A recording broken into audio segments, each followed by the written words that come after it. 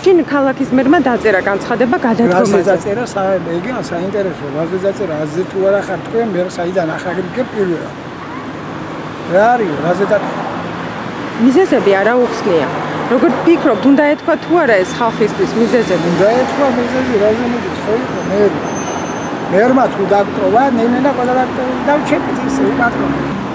ჩემს საზეთ მე უნდა ეთქვა მიზეზი. ისე როგორ დავიტოვე?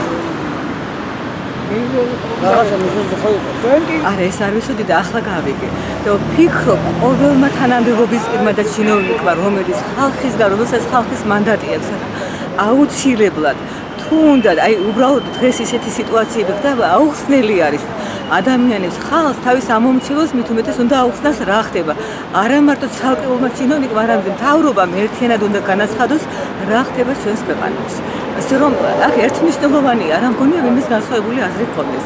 გულსადგენია ჩვენგან არჩეული ადამიანები, როცა აი ასე უხმოდ მიდიან. დაახსნა, აუხსნას ხალხს. სეპარარი და ასეთი თანამდებობა შევწოვებ და რა მიზეზი რა არის ამაში, ხო? გადადგალბათ რაღაცა მიზეზი ექნება, ან შეიძლება თვითონ რაღაცა პირადი პრობლემა აქვს. რა არის ადამიანები ხო ვართ არა? აი ყველაფერს როგორ არ ჩასაფრებულები.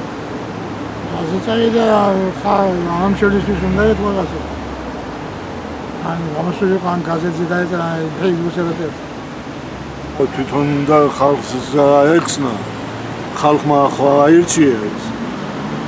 და ბოლომდე რაც ვერ გააკეთა რა დააშავა და რაშია საქმე, ეს ყველაფერი უნდა აეხსნა ჩემო ბატონო, რომ ხალხი იტყოდა რაში აქ დანაშაული, ამაზე ეთყოდა ალბათ.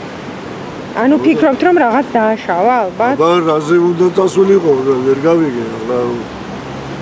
ძალით ხო არ წავიდა, ხო არ გააგდეს, ან დაუშავეს რამე, ან დააშავა რამე, თუ არ დააშავა და აღიარა, მაშინ ხო უნდა წავიდეს საქმე, უნდა ახსნას თავისი დანაშაული ყველაფერი უთხრას ხალხის წინაშე.